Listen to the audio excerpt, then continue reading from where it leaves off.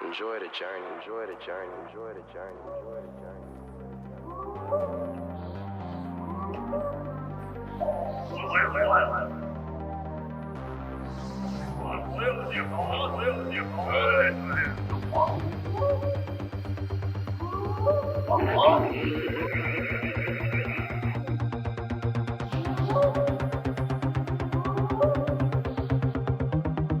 Welcome to Blurry Creatures.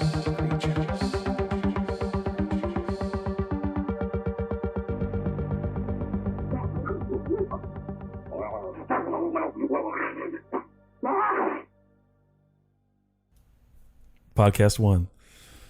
This is it, man. This is it. This is the first one. This is a 10-year mind grenade that's just launching off into its maiden voyage. Before we get started, Blurry Creatures, what we're going to call this podcast. Yeah. What are blurry creatures? Great question. All right. So, to me, around the world, there's these like documented sightings of all kinds of creatures. And I think blurry, multiple meanings there. They're blurry because science doesn't recognize them. Science, quote unquote. They're blurry because they blur the lines between what is supposed to exist and what doesn't exist. There's been whispers and cries from people seeing creatures for hundreds of years. They go like by the names of like Mothman, Jersey Devil, Dogman, Bigfoot, Abominable Snowman, werewolves. Sometimes even people see like dinosaurs they're describing in remote parts of the world to this day near the Congo and in Papua New Guinea and places like that. And they're blurry because, the most obvious one is like in a panic stupor, someone sees something, they pull out their phone, they try to take a picture. Their heart's beating so fast. But I mean, they always do come out blurry. It's a frustrating thing. Is it like, oh, did you see that little blob over there next to the tree? That's it. So, blurry creatures, man. That's a name I came up with, and I think it's got multiple meanings. Welcome to Blurry Creatures.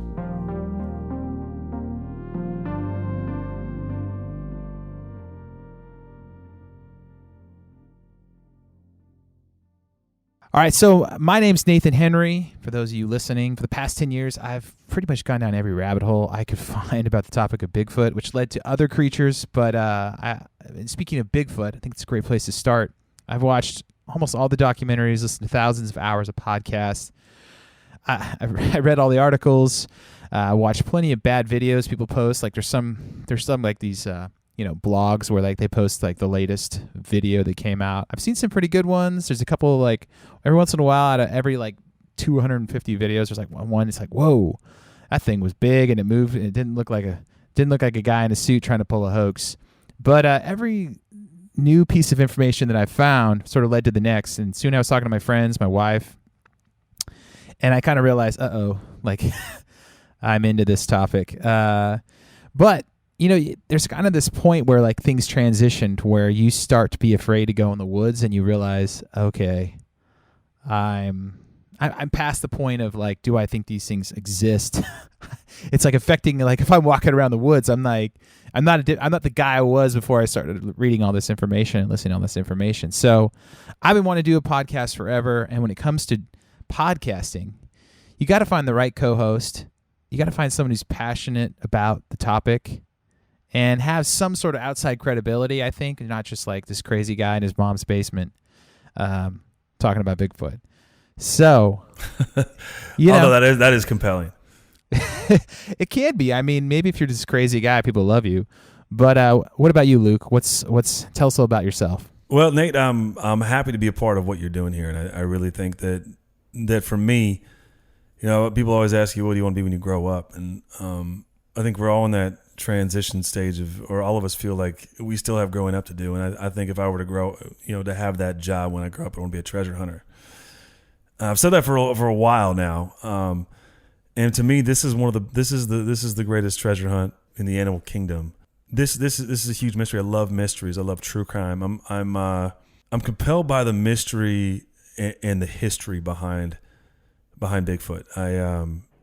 I'm a huge history buff. I devour history. I've watched a ton of shows on Bigfoot. I actually grew up in what some might say is somewhat the epicenter as far as California in the Bigfoot sightings. I'm from Northern California. My grandmother is actually grew up in Happy Camp, California, which is right in the dead center of Bigfoot country, real close to where the Patterson-Gimlin filmed. So I have family history in this. And I've come quite a way through sifting through evidence, watching documentaries. They haven't quite gone on that own Squatch hunt yet, but I'm not against it. Don't do it alone. And so this to me, exploratory wise, I think there's so many different threads of truth and also reality that feed into this story. And it's one of those things where people talk about unicorns, and yet you don't have people that actually believe in unicorns, physical unicorns that are somewhere in the Irish Highlands, right? And no one sees them. But for some reason, across the country, across the world, people continually have sightings, hundreds of years of sightings, thousands of years of mythology. And there's got to be an answer. And so I'm here to kind of dive into this, full body into this pool of kind of craziness. And like you said, it's a lot of fringy type people in their basement that obsess on this subcultures. I'm not poo-pooing that at all. I'm just saying I'm from an empirical evidence standpoint. I want to sift through the things that you have sifted through, and I want to go on this journey in discovering these blurry creatures from Bigfoot to to the Loch Ness monster, to these things that live on the fringes of reality. Some say in other dimensions, whatever it may be. I'm game to go on this treasure hunt, and at the end of this rainbow, I'm hoping we find Bigfoot. Awesome. They just found that one guy hid that treasure in like the Sierra Nevadas. Dude, yes. Okay, so Forrest Finn. Were you bummed about that? Yeah, it's funny. When that happened, my brother Jordan sent me a text and said, "Did you hear they found Forrest Finn's treasure?" Because my dad literally, and so I'm not joking about treasure hunting. Like, my dad comes to Nashville, and he still lives in Northern California. Mom and dad live up there, and they come out here. I tell him to bring his metal detector, and we go on these little metal detecting trips to look for Civil War relics and things like that on private land, on that we have permission. Obviously, not the illegal type of but we've done it the last couple of times. My dad loves it, and I love it. It's the thrill of the hunt. You could find some old coins and make some real money. You never know. I think that's the fun part of it. And so, are you one of those guys on the beach with the No, I haven't. No. The rake don't tempt me with a good time. But no, not so much. But I think that the Forrest Finn thing is interesting in the sense that, gosh, there's a real treasure that some guy who had terminal cancer that thought it was the end of his days. He went and hid his fortune. And it stayed out there for a really long time. I think several people died trying to find it. Yeah. And everyone was mad at the guy, like, hey, you. It's your fault. Yeah, I know. Cancel culture went after him even for that. Right. I mean, yeah, just think if you're the guy that invented planes or cars. Could you imagine just finding that? Just that moment where we're sitting there for 30 seconds, I found it. Right. And you're hoping that he, she, whoever found it didn't mortgage their entire life to find it, only to find out that they didn't break even. Yeah, I mean, well, that's awesome, because I think Bigfoot is sort of it's a treasure in a way that someone's going to carry one out of the woods one of these days, and that person will be the legend, the person who proved to the world that Bigfoot existed. But before we go there, I think a lot of people, let's talk about this. I think for me, there's three different types of people listening to this podcast. There's people who that you say the word Bigfoot, all they think is tabloids. And then there's people who are in the middle, who are open-minded, who's watched a couple documentaries, has a friend who's into it, has had some discussions around the bonfire late at night with a couple beers. And then there's experts or not, above average people who are it's a hobby. They go out, they know the terminology, they go to conferences, they have a Bigfoot statue in their backyard. You know what I mean? Right. No, people live this. It becomes the obsession becomes their lives. If you watch on any of these great treasure hunters that end up finally finding the Titanic or these Spanish galleons or these amazing priceless treasures, by the time they've gotten there, they've mortgaged everything. They've gone bankrupt a number of times. They, most of the time, have lost family members or family or friends in the process. Yeah. And I don't think that's too unlike some of the subculture in this, where people are so convinced that this is something that exists and is worth finding. that they sell out for it. Right, wrong, in between. I would say it's the treasure hunt, right? But I think even before you start looking for a treasure, though, you have all these skeptics. You have all these people that are like, nah, it doesn't exist, blah, blah, blah, blah. And I think for us, episode 1, what I'd like to unpack is like, okay, how do we get the people who are just cruising into this episode thinking to themselves, I've never actually legitimately looked into this topic. And I think over the course of the next several episodes, we'll go into depth, but you and I can go through real quickly these 5 major pillars. Right. And just for a little back knowledge or backstory on this is when Nate and I were talking about this podcast, I was asking him, well, so, why do you believe that this thing exists and this is real? And what are your pillars of belief when it comes to Bigfoot, to Sasquatch, to Yeti, to the swamp ape, to everything you want to call him? What is him or her? What are your pillars of belief? And for you, it came down to these 5 pillars of what you believe is evidence for this. And I think breaking this down is very important to lay a foundation for the rest of this journey and discovery and topic and discussion on the hairy forest man. Yeah. Obviously, to me, number 1 is the Bible, right? You wouldn't think the Bible has anything to do with blurry creatures. Ultimately, when you go down the trail of where Bigfoot is, you'll find eventually on podcasts or documentaries, they start interviewing pastors, biblical scholars, because the history, the Bible is one of the greatest history books of all time, despite being a religious text. It just talks about these creatures. So in the Bible, the Old Testament has a term that's kind of dropped real casually several places, in Genesis 6 mainly, called the Nephilim. That describes these mighty men of valor, but to most people, they're giants, literal giants. And, your pastor's probably not talked about this on Sunday morning, but there's hundreds of verses about these races of giants. The Canaanites, the Zumim, the Raphaim, the Anakim. You can only imagine, if you're a theologian or you're someone who grew up in the church and you're like, I've never heard this in my life. This isn't a casual thing that the Bible talks about. They even talk about how heavy the shields were, how tall they were. In Numbers, it says they were so big, they made the Israelites look like grasshoppers. So we're talking maybe 40, 50 foot tall. This isn't just something that is casually mentioned in the Bible. It's like a staple part of the Old Testament.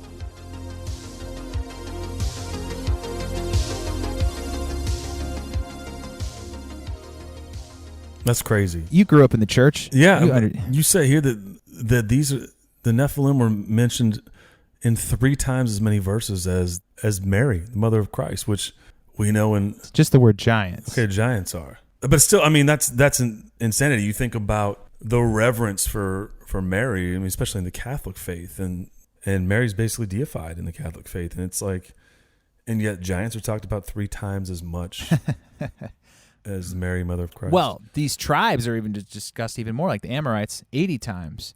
But just the word, if you have your Bible app, you can just Google words, and it'll show up verses. And there's probably 40 or 50 verses that just come up with giants in it, and it's wild. But it just goes to show you that weird ideas, weird verses, they don't get talked about, right? But the Bible has a lot of evidence to support blurry creatures, so to speak. And science hasn't recognized those things yet, but there is a lot of reports. They've dug up these bones of these giants, but it doesn't make the headline news like it used to. No, it doesn't. Makes you wonder. I'm interested when we hit this at full speed to understand the thought of how we can relate Bigfoot to the giants of the Old Testament, and how in your research, in your mind, these mix. Because I would say that as someone who also grew up in the church, in the Christian church, that this wasn't a topic that you had at youth group, or it wasn't. For good reason, I think, in a lot of ways. A lot of times we talk about the gospel and this and that, but it seems to be glossed over or intentionally skipped over in a lot of. And I think it's because it's one of those things that with empirical evidence, it's just not, we don't see it or we don't hear about it. Those are 2 different things completely. Well, I think everyone at the end of the day is afraid of being laughed at, right? And that a lot of these topics, everyone goes, oh yeah, science would just totally be willing to prove the existence of a blurry creature. And I'm like, not always. If something is so tabloid It's connected to your ego, your identity, your workplace, your livelihood. I've heard hundreds of accounts of people saying like, "Don't use my name. Keep my identity secret." I've seen that on documentaries, and you're like, "Why?" Just talking about something he saw in the woods. I used to work for the Department of Forestry. I'm not allowed to talk about this. And you're like, wait a minute. There's so much weird taboo connected to this subject. So people think, oh, you're crazy. Everyone's open-minded. Everyone's willing to accept new ideas. And I'm like, that's not the case. People are closed-minded. No. And people are more concerned about feeding their families than they are trying to come out and say they support the existence of some creature in the woods. So anyway, the Bible is chock full of it. If you've never heard that, you've been given the Disney version of the Bible. But the real rated R version, they have fallen angels mated with men, created these giants, and they're all over the place. So bad, perhaps that's why God destroys the world in the flood, right? Yeah. That's the rated R version. Wow. You were told probably a little bit different version. So that's just the Bible. Hopefully we can really dive into that. I know some guys that are really smart with all this stuff and can really lay it out and get your mind spinning.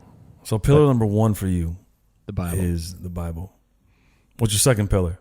So the most famous documented accounts, and it's not necessarily proven 100% that whatever happened in these accounts was Bigfoot, but sometimes in science you just kind of you kind of work backwards and you pull away all the possibilities, and you got to go, something happened. So the Devil's Pass incident, you're familiar with that one? Yeah, this is Russia. Yeah. In the Ural Mountains. Yeah, absolutely. I read the book. The Dyatlov Pass in 1959, 9 Russian hikers who were students, they go up this mountain that's called Dead Mountain. Have you ever noticed that? Like all these Devil's Peak, Dead Mountain, like Devil's Gorge. Like, why are all these mountainous, crazy places have the words devil in them? Anyway. Yeah. During the night, these dudes get attacked by something. And then they run away from their campsites. Half of them have hypothermia. Their campsites destroyed. But here's the weird part, right? Their bodies. They had trauma. One guy had his head smashed in. 2 guys had their chest totally smashed. And then others missing eyes. And then one guy's tongue was ripped out. What do you make of that? Well, I mean, I've not only read the book, but watched some documentaries on this, and they actually show some of the photos that these students took along their way. And wouldn't you know, they're taking pictures looking back, and there's blurry somethings in the picture. And when they really break it down, and wait, there's blurry. There's like abominable snowmen in the photos. Yeah. Really? Yeah. I didn't read that part. That's amazing. What they believe to be. It's we talked about in the beginning. It's this blurry stuff, but there's so many odd things about this. Whatever happened to these campers, these student campers, they cut their way out of their own tent from the inside. So scared they didn't put on. They're in Siberia. They didn't put on clothes to be out in the cold. They ran for their lives. And they're deep in the Siberian forest in like the dead of winter. And one of the things interesting is that there's a lot of theories that want to get away from something, something along the lines of a Yeti or a Bigfoot. Even though there's a lot of what I would believe to be circumstantial evidence, that definitely is probably the biggest possibility when it comes to a hypothesis. These students ran for their lives away from their tent, away from the warmth of their tent, some barefoot, some half dressed, cut their way out of their own tent. So these kids were scared for their lives, and then their bodies are mangled and beaten. Yeah, I read that some of them were like down the hill under a tree, and they were frozen. Basically, they like didn't go back to their campsite. They were kind of stuck.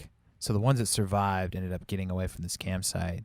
And then one was like none survived. No, I mean not survived the initial attack. Oh, but they were all within a couple hundred yards of their tent. None of them went back. None. Yeah, totally. And then one of them was found in the ravine, right, with his tongue out. Was that the one? Tongue ripped out. I mean, just pretty brutal stuff. And you think about that from like a forensics, standpoint. A bear can't rip a tongue out. Can't gorge eyes out. No, it requires dexterity.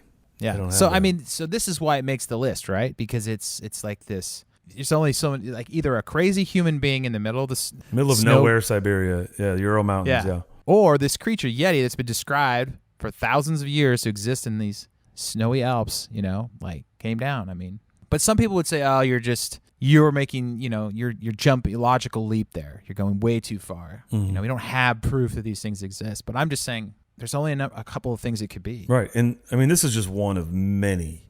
Yes. I mean, I would say that circumstantial anecdotal evidence. I think another, and this was for me, is a book called The Long Walk, which essentially is a book written by a Polish prisoner of war who walked from a Siberian prison camp all the way to India, allegedly. Now, there's a lot of speculation about this, and a lot of speculation about this story is that Ragowitz, the guy that wrote it, most people agree that he probably wasn't the person that walked, but there's a lot of evidence that some of the Polish troops, individuals that actually did make a walk, and there's evidence that people did, provided the basis for this story. And why he was named the author, I've of the belief, and so are a lot of scholars, that he was writing on behalf of a group of individuals who could not be named because there's a lot of danger for some people that were still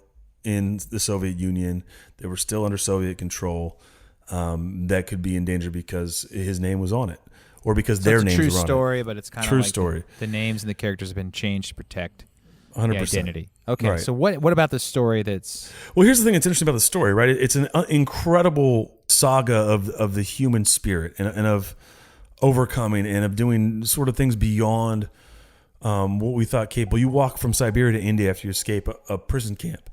But really interesting, though, is when they're going through the Himalayas, almost as an aside, the author says that they happen to see what they believe to be Yetis, things that he couldn't unidentified animals that were bipedal, that walked around and left huge footprints. And it was almost an aside in the story. That's not the point of the story. The point of the story is the guy walked from Siberia to India for his freedom. It doesn't add much to the story. It's not the focal point. Yeah, and if you're an editor or you're like a, what I mean, you're gonna go to your guy and be like, yeah, we're gonna cut that part out.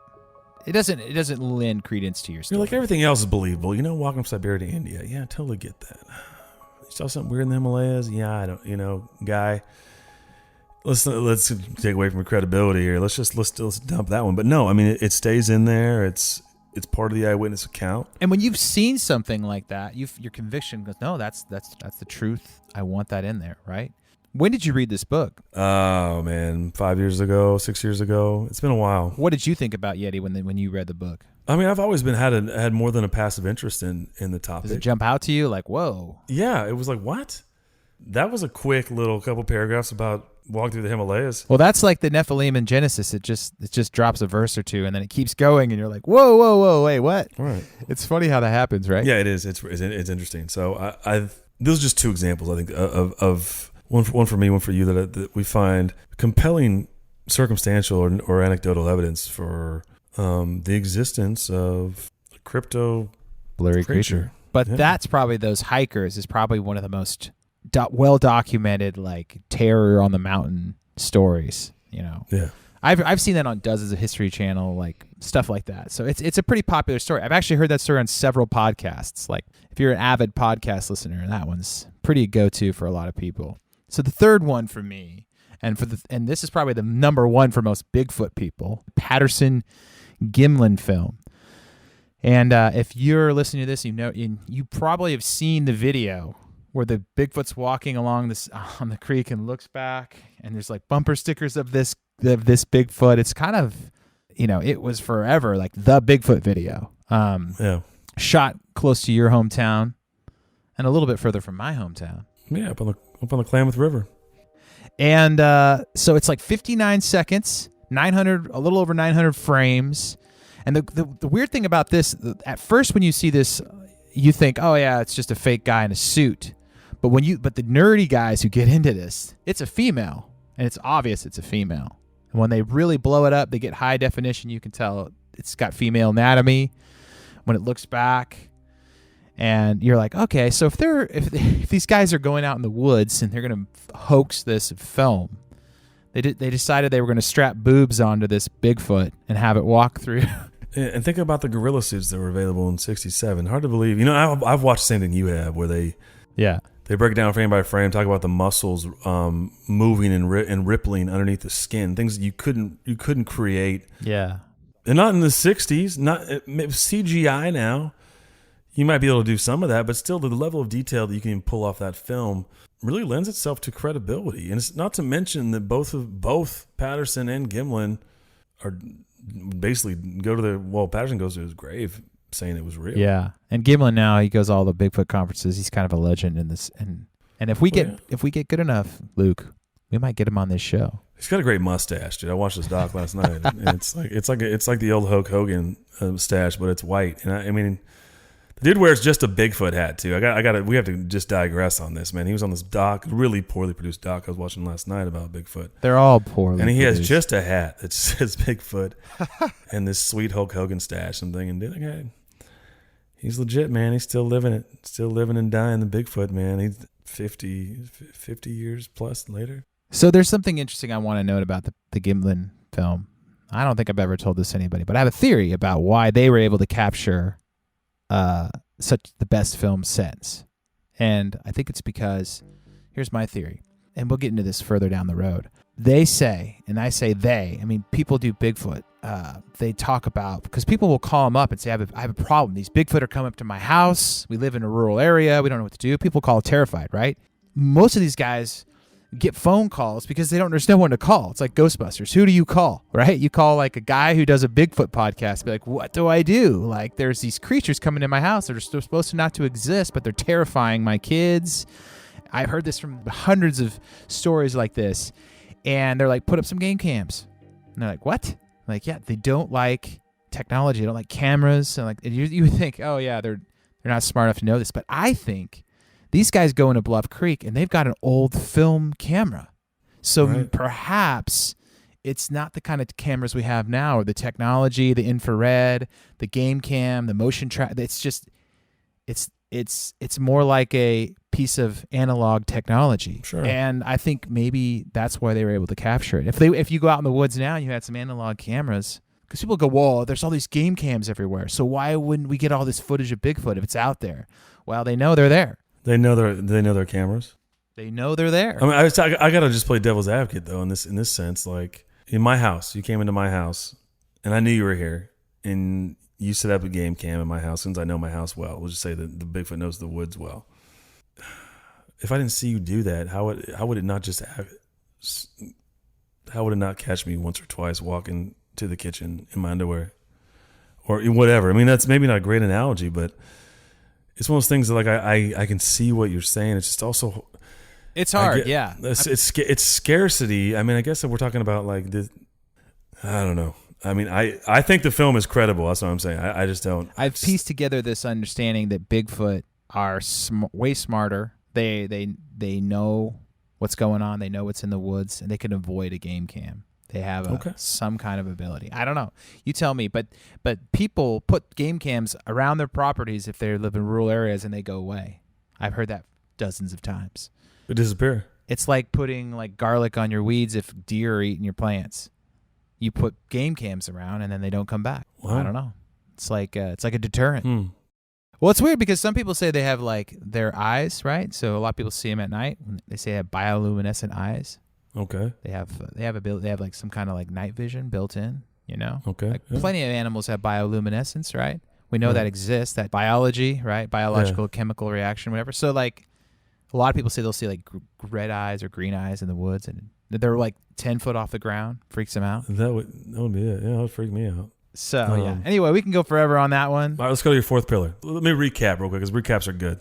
Your first pillar is the Bible, biblical evidence, the Nephilim, giants, the mention of giants, the mention of tribes of giants, making the Israelites look like grasshoppers. Your second pillar would be documented historical accounts, things that have happened in the not so far away past, but more in the modern era.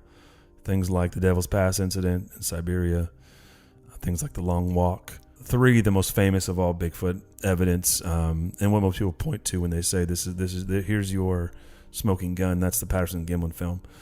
So what's number 4? Number 4 to me is Native American legends. And this is just, I mean, you could do a whole podcast on the legends of the tribes and all the things that they dealt with. But for me, it's more in, there's proof in the pudding in a lot of different ways. First off, like, they say that there's almost 100 different Indian names for Bigfoot. And some of those are like Skookum, Oma, Buckwas, but the most famous one that everyone knows, and you and I know, Sasquatch. Right. It's common to the folklore that most of these Native American tribes, they describe these creatures as like 9 up to 9 foot tall, 6 to 9 foot tall, very strong, hairy, uncivilized, smell terrible. They forage at night.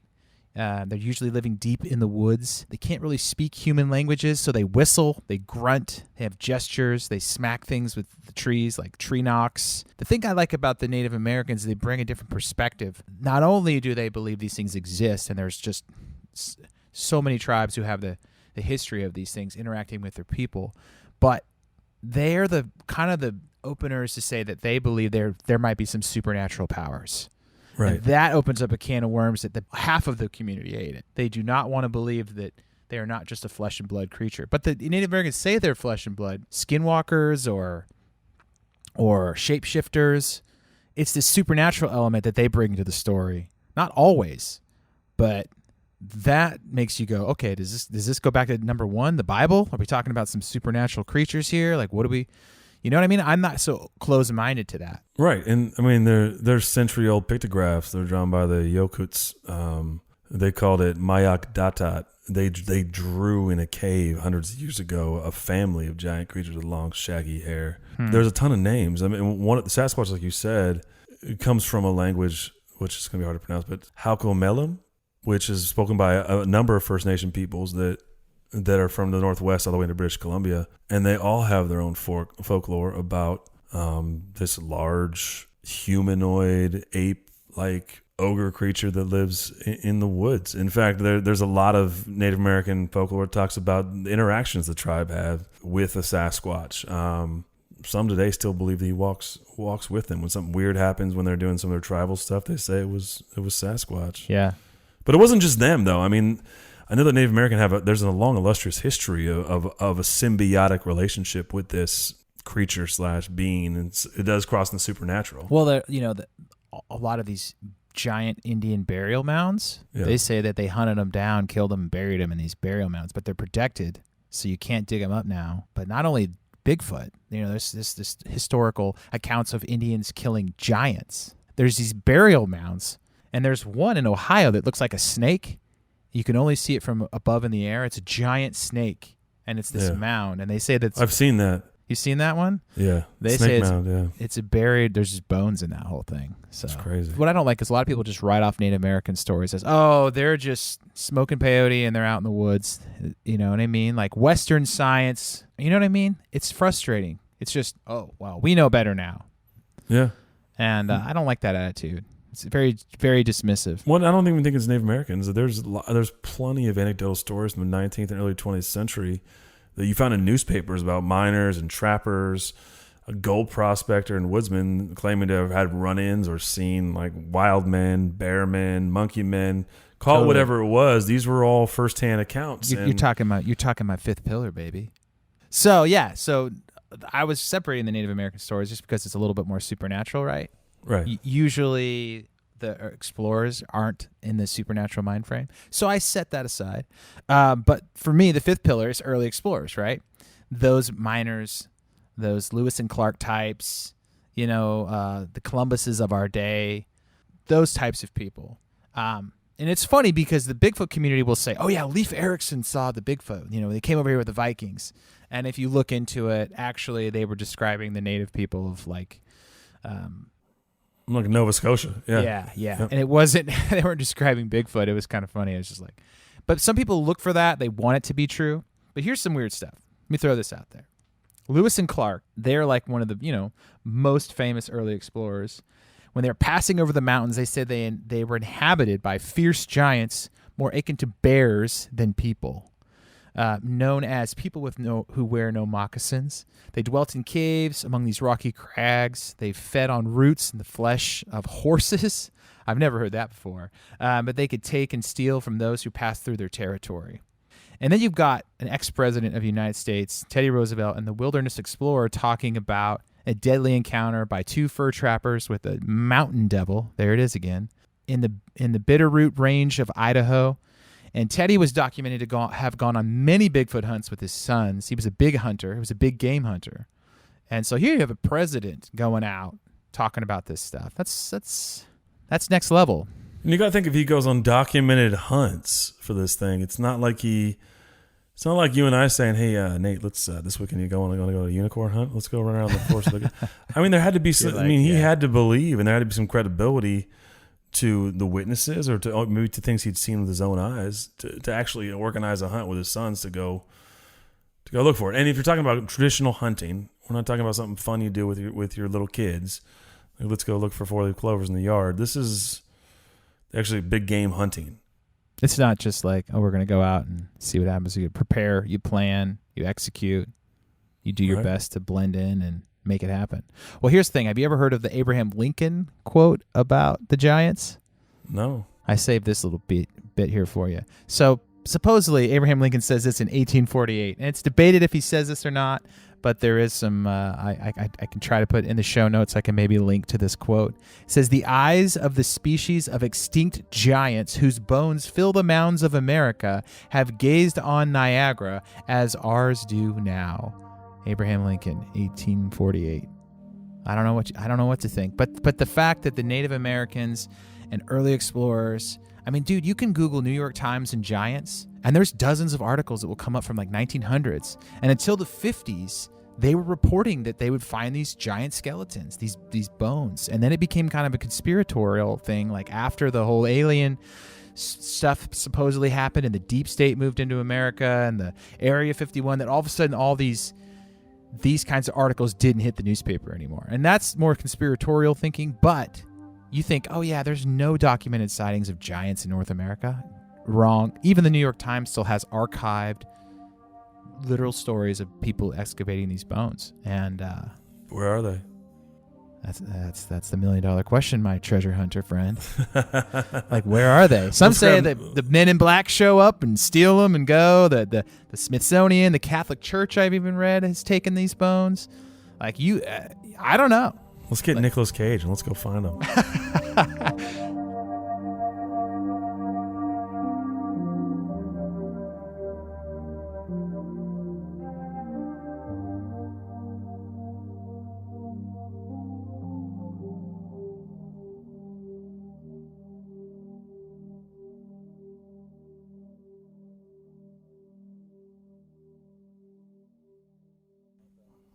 I gotta tell you, man, like almost as much or maybe even more than Bigfoot, I think that the idea of giants is compelling. It's just compelling to me. The fact that there's all the scriptural basis for that, and just like you talk about these articles up until the 50s, when coincidentally or not, we know that right after the Second World War, the CIA was very involved in creating the propaganda machine that we call the media at this point.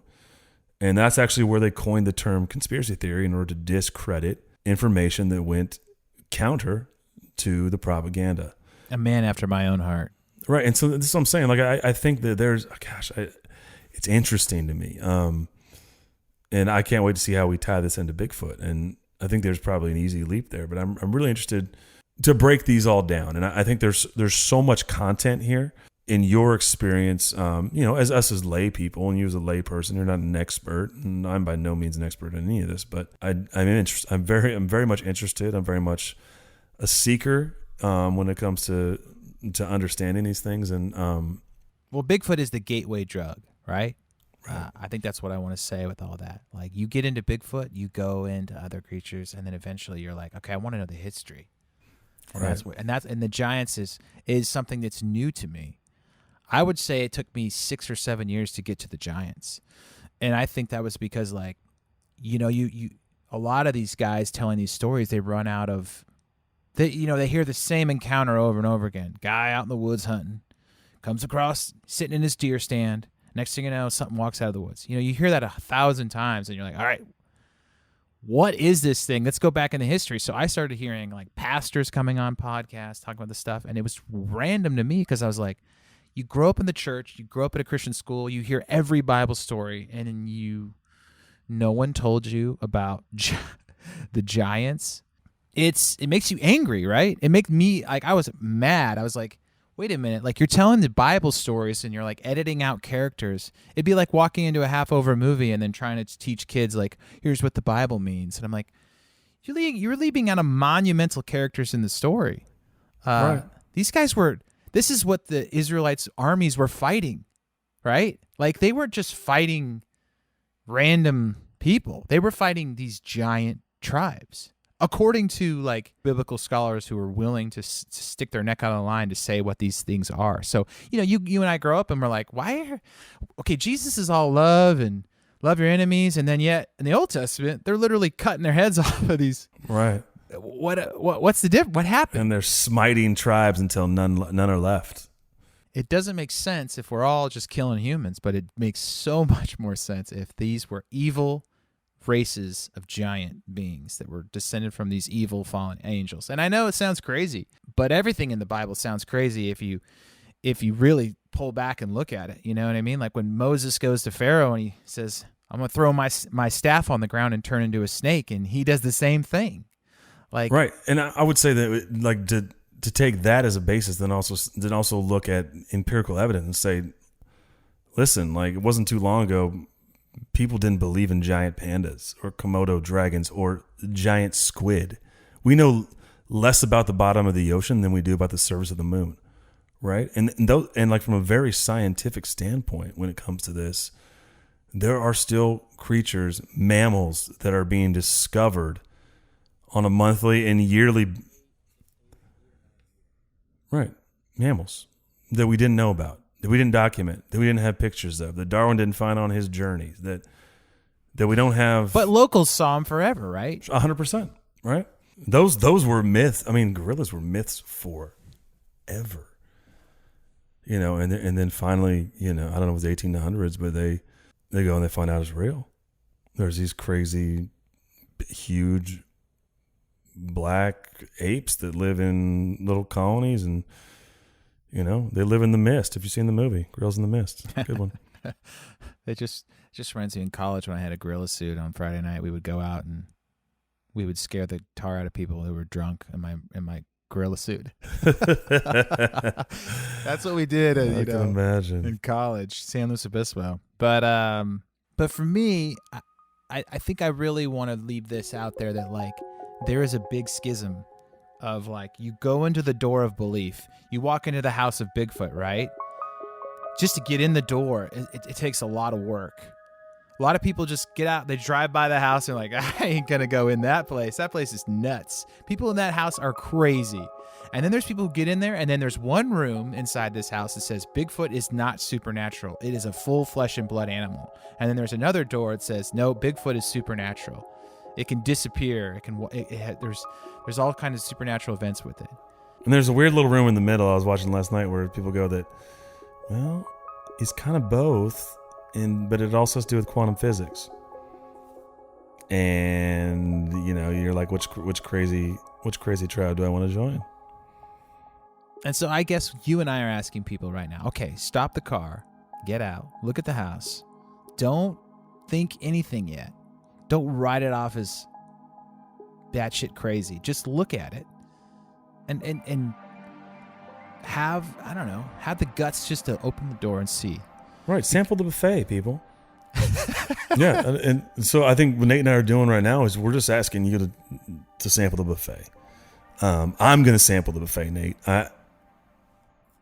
I'm interested. There's so many things about this, I think, that lead to credibility. I believe, but it's, you know, I got the mustard seed faith right now. I'm in a space where I do think that there's a lot of things that line up to this could be real. Now, do I want to go on a Sasquatch hunt with Jose Canseco? Absolutely. Do I want to spend $20,000 to do that? Absolutely not. So I guess if what we're talking about is the house of belief here, and people just drive by it. But for me, I want you to stop open the door, sit there in the yard for a second, and think about this. What requirements are necessary for your mind to entertain the possibility of allowing something new to enter into that space of consideration? Just consideration, right? Do you think of yourself as, hey, I'm an open-minded person, right? Well, if you just slam the door and keep driving, are you really open-minded? I don't know. And I'm not trying to get you to join a cult here. I'm just thinking, hey, open-minded. And then you're on the lawn, you're looking, you think, oh yeah, I'm open-minded.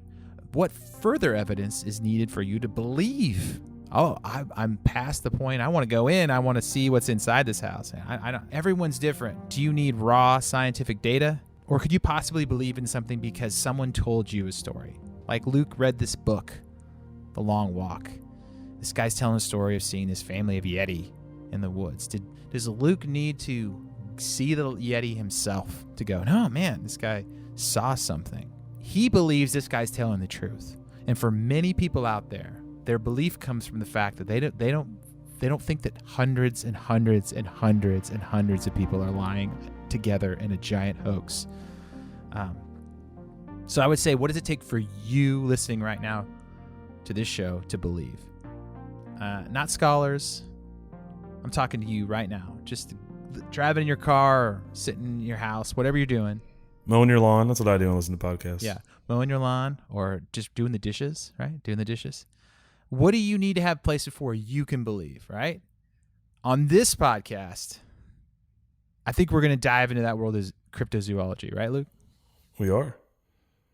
Into the world of the unknown and the things that live on the fringes of reality, the fringes of our perception, and the fringes of science, practically. And cryptozoology is a study of animals which are documented sightings, but science would say there's not enough empirical evidence to qualify it as a viable species. But if there's documented sightings, I think we're going to hop in. I don't mind if we get the crazies on here. That sounds great. I mean, I can't think of a more entertaining podcast than Respectfully. Well, I mean, maybe we're like the crazy stories, like someone saw, they think they saw a cyclops in the woods, and there's no documented sightings of a cyclops, right? Probably not going to bring that guy on the show. Yeah. Probably. But we could. Yeah, we could. I mean, it might fit into the Giants episode. It might. I mean, depends how big he was, you know? You don't know. I mean, I have the mind to think if there's someone's talking, if cyclops is even in, like it came from somewhere, right? Somewhere the cyclops might have existed at one point in time. Who knows? I don't know. I don't know either. All I know is that like 30% of the Irish believe in fairies. For real. And leprechauns. That's a whole nother place we can open up. But that's another blurry creature, right? Add him to the list. Add it. Tinkerbell. Thanks for listening. Episode 1, Bigfoot, the Gateway Drug. Here on Blurry Creatures. I'm Luke. I'm Nate. Thanks for listening. Bow, check a bow, bow, bow, bow, bow, bow, bow, bow, bow, bow.